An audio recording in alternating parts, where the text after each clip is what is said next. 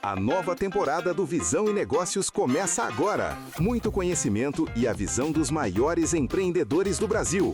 Negócios inovadores e disruptivos que estão alavancando nosso país. Sob o comando de Janguié Diniz, nossa jornada se inicia no Nordeste do Brasil, com matérias especiais com grandes empresários que estão fazendo a diferença. Começa agora o Visão e Negócios.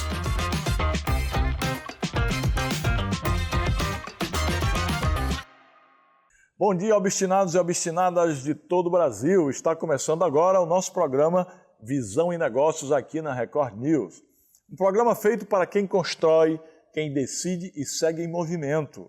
Aqui falamos de negócio, de inovação, de empreendedorismo, de educação, com foco em visão, estratégia e consistência, viu? Reunimos experiências reais, aprendizados práticos e reflexões que ajudam a enxergar oportunidades e tomar decisões com mais clareza. Esse aqui, Visão e Negócio, é um espaço para quem acredita no poder do conhecimento, para quem valoriza a informação bem aplicada, e para quem entende que crescimento é resultado de preparo e atitude. Logo, fique conosco. O programa Visão e Negócios começa agora.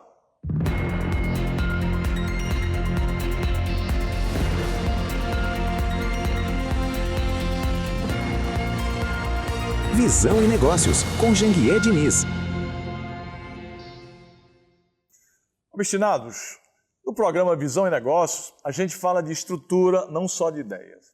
E hoje o tema é modelagem. Você modelar aqueles que já caminharam o caminho árduo do sucesso e da prosperidade. Modelar é organizar processos, é definir caminhos, é estruturar um negócio para que ele funcione de forma previsível e escalável. Ao longo do programa, vamos entender como modelos bem definidos ajudam a transformar a intenção em execução e crescimento sustentável também, viu? No final do programa, eu volto com um insight especial para te ajudar a enxergar onde sua estrutura pode melhorar. Para começar, vamos conhecer a nossa convidada mais que especial aqui no quadro Empreendedores Obstinados.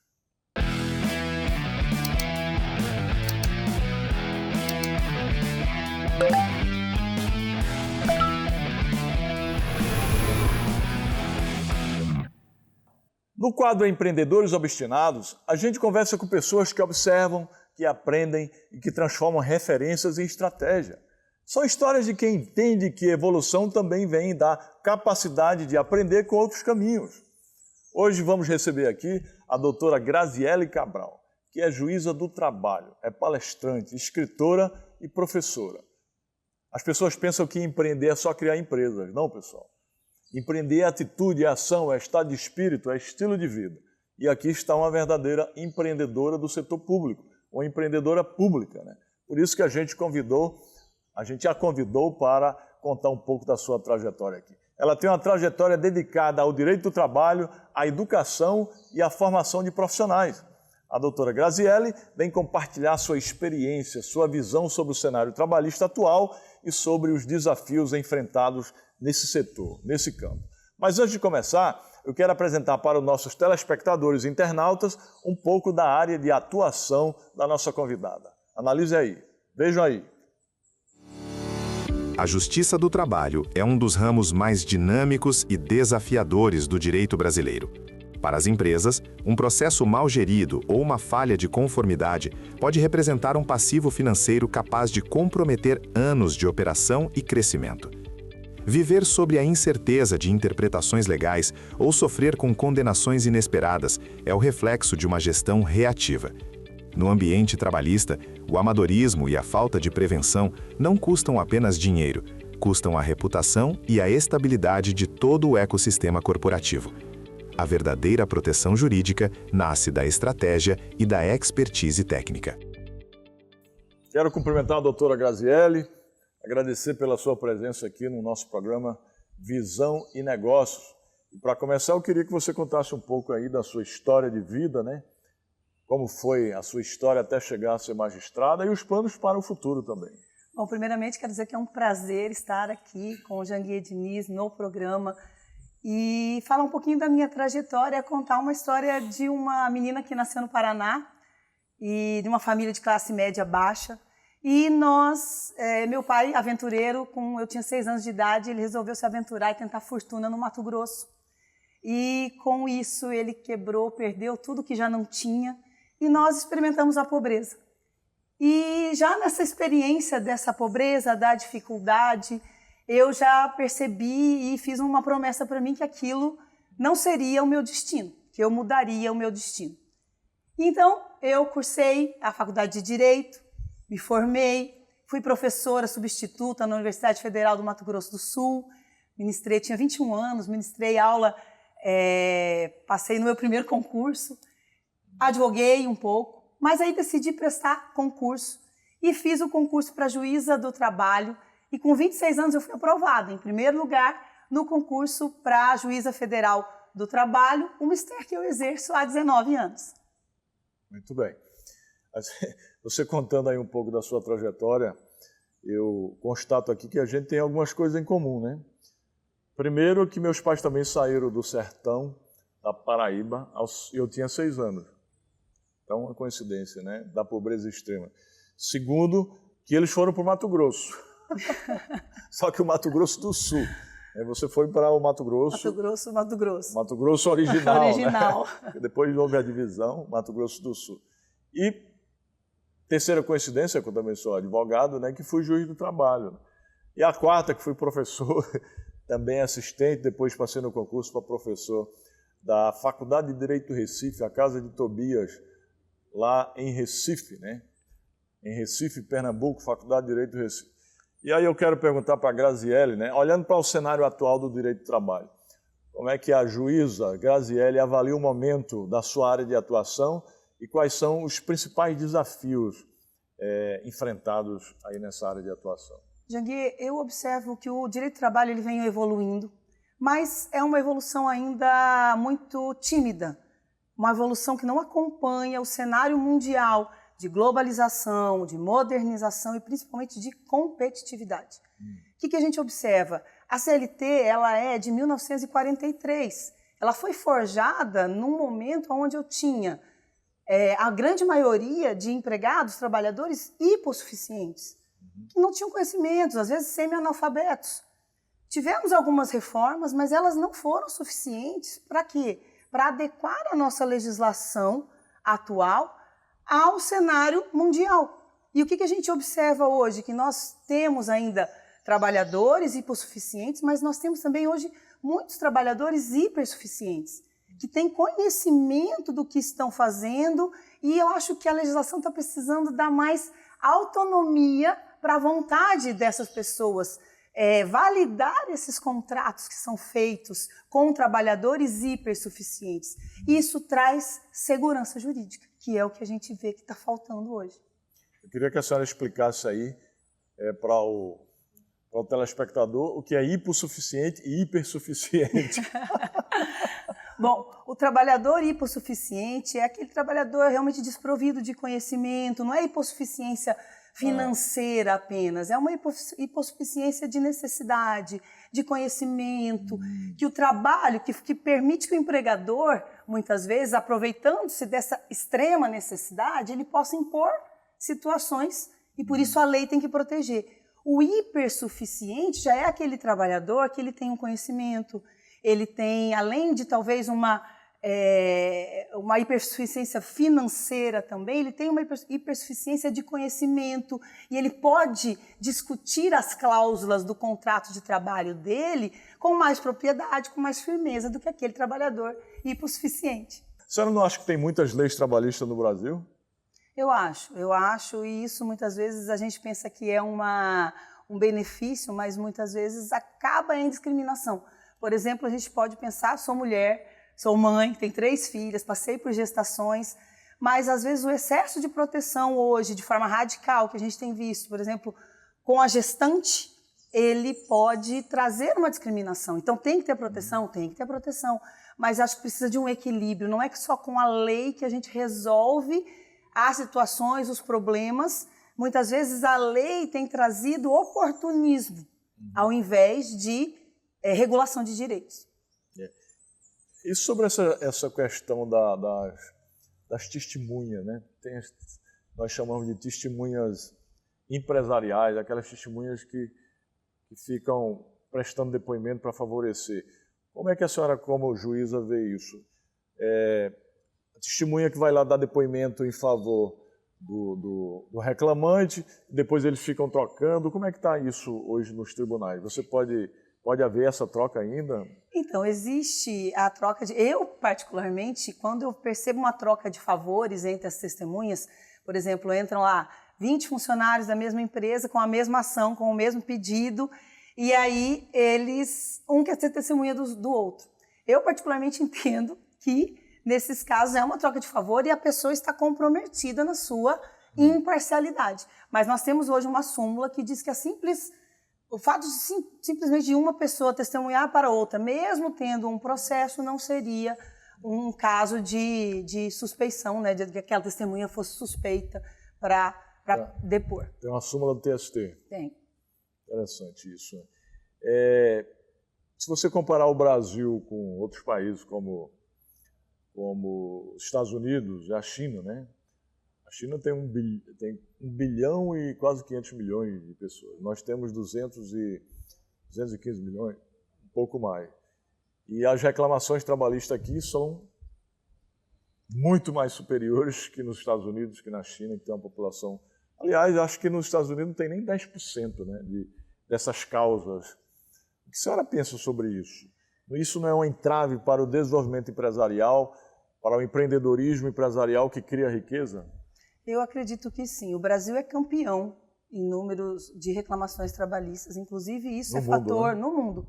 Isso é fator que desestimula investimentos no país por conta desse número, desse risco trabalhista, certo? A gente precisa entender que existem as empresas que realmente deixam de cumprir os direitos trabalhistas, mas muitas querem cumprir e mesmo assim não conseguem, porque há uma insegurança jurídica. O Brasil, em 2024, registrou mais de 4,3 milhões de reclamações trabalhistas. 4,3 milhões. E essa legislação ainda é uma legislação bastante protetiva, o que, por exemplo, a gente vê que nos Estados Unidos não tem. Nos Estados Unidos, na verdade, a legislação ela existe para dar um equilíbrio, mas ela dá prevalência à vontade das partes, à autonomia das partes. Se eu, numa situação normal, contrato com você e nós combinamos que você, por exemplo, vai trabalhar como pessoa jurídica, isso vai ter um valor. E aqui no nosso país, infelizmente, em todas as situações, a gente percebe que às vezes não tem esse valor.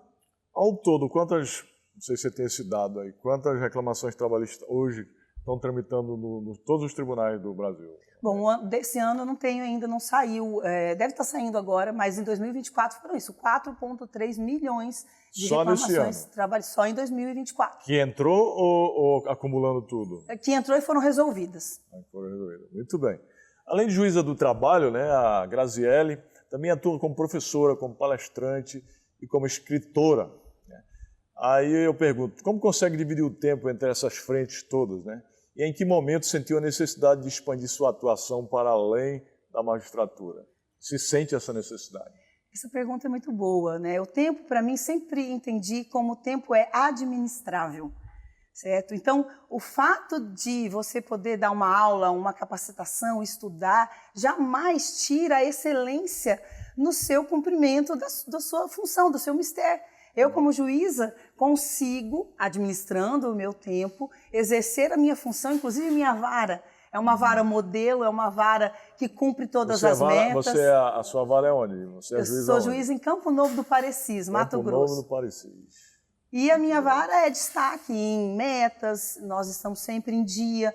E isso não impede que eu possa estudar, que eu possa capacitar, que eu possa dar palestras. E isso...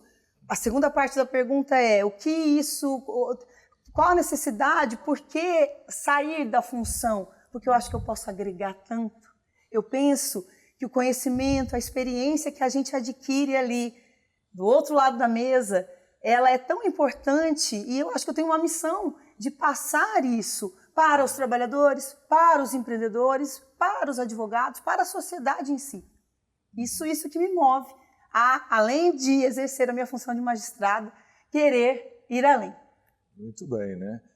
Aí eu pergunto de que forma a tecnologia tem apoiado e potencializado as áreas de atuação aí da magistratura, especialmente trabalhista? Muito. Depois de muita... Teve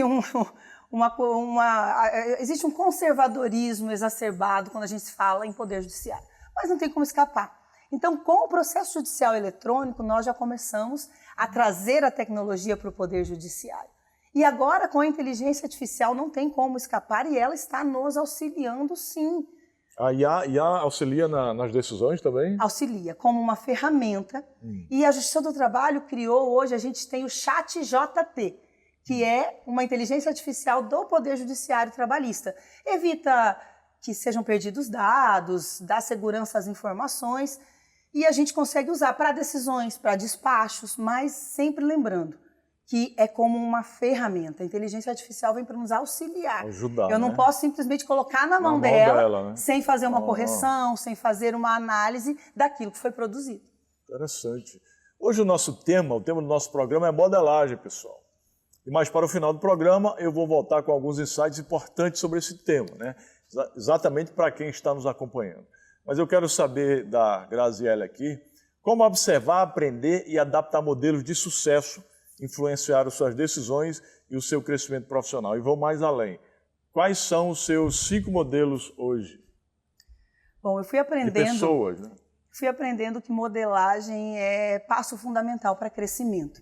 Eu ouvi falar de modelagem quando eu li pela primeira vez o livro Poder Sem Limites, de Anthony Robbins. E lá eu vi falar sobre modelagem, comecei uma modelagem, então comecei a observar pessoas que eu admirava, tanto na área jurídica, quanto na área de desenvolvimento pessoal, também atividade física, saúde, sempre modelando essas pessoas. Mas aqui, assim, vou confessar que eu realmente falei assim, gente, essa é uma das chaves. Quando eu te conheci sua história. Porque você vê uma pessoa com esse sucesso, com essa história de vida, da onde veio, aonde está, e que fala abertamente que um dos pilares desse crescimento foi a modelagem. O Janguier sempre está, né? Você sempre está nos dizendo, olha, esse aqui é meu modelo, eu modelo essa pessoa, modelo essa outra pessoa.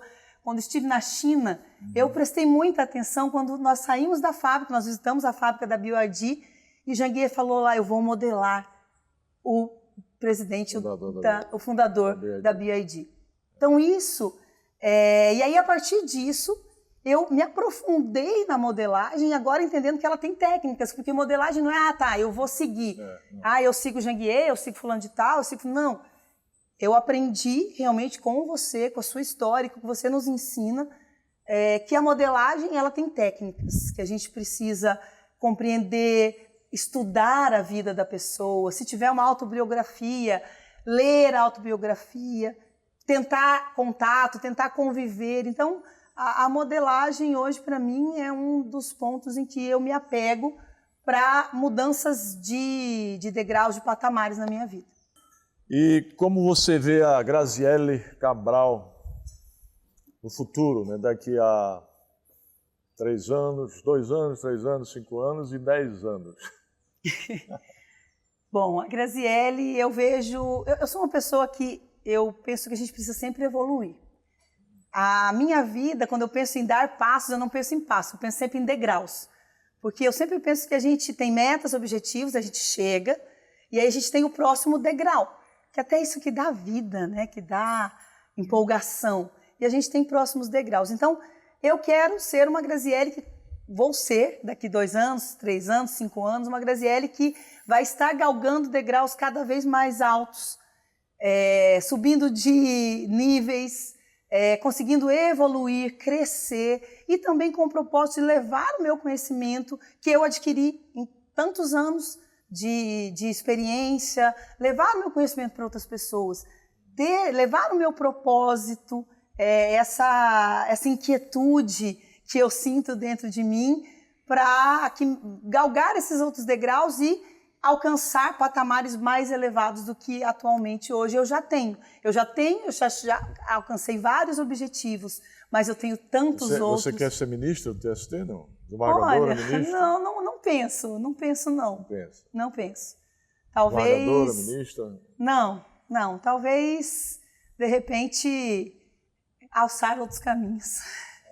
Muito bem, né? Quero te agradecer, né, pela presença aqui no nosso programa, Visão e Negócio, pela sua história aí, pela sua experiência, por passar algumas lições aí de vida. Mas para encerrar, eu queria perguntar o seguinte, para aqueles que querem ser juízes, aqueles advogados que querem ser juízes, quais são as principais dicas? A minha dica é o seguinte, como tudo na vida, você tem que ter objetivo, metas, disciplina e dedicação, para tudo, não só para passar num concurso. Primeiro você precisa definir qual é a área de atuação que você quer. Eu quero ser juiz de trabalho, quero ser juiz federal, quero ser juiz estadual, procurador. Cada um tem uma maneira, um modo para se estudar, certo? Definindo isso, é dedicação, é disciplina, montar um programa de estudos, modelar pessoas que passaram pelo processo, fazer provas. Mesmo, não estou preparado, faz, porque aquilo ali vai ficar familiar para você, aquilo ali vai ser uma coisa que não vai mais te assustar. Muita gente sabe tudo, chega na hora da prova e fica em branco. Por quê? Porque aquele ambiente não era um ambiente conhecido. Então, essas seriam as dicas rápidas para quem pretende se aventurar aí no mundo dos concursos. Muito bem. E você que está nos acompanhando, fica com a gente ainda, viu? Porque daqui a pouco eu volto com um insight especial sobre o tema de hoje, que é modelagem. Seja obstinado que dá.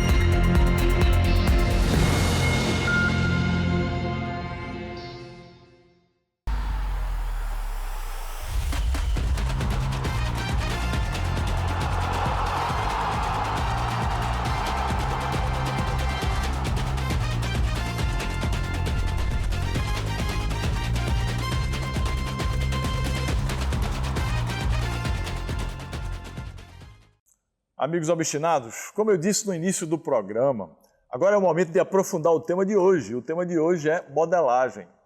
E aqui é importante entender que modelar vai muito além de estrutura ou desenho de processos. Modelagem também é observar pessoas, é observar trajetórias e resultados e compreender o que existe por trás de quem chegou aonde você quer chegar. Modelar é estudar padrões de comportamento, decisões recorrentes e atitudes que se repetem em pessoas e organizações bem-sucedidas. É perceber como elas pensam, como reagem à pressão, como lidam com erros e como constrói consistência ao longo do tempo. Essa forma de modelagem não é cópia, é interpretação. É a capacidade de extrair princípios, valores e estratégias que funcionaram, adaptando tudo isso à sua própria realidade.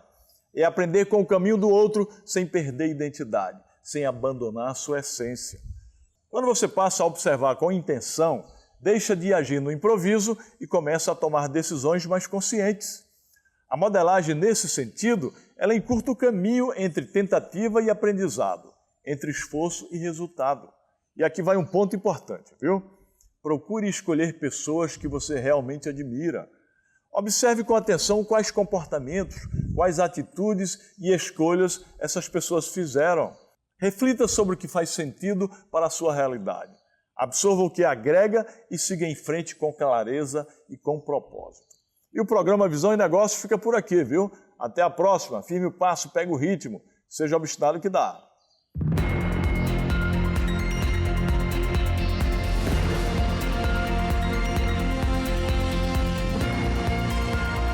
Visão e Negócios,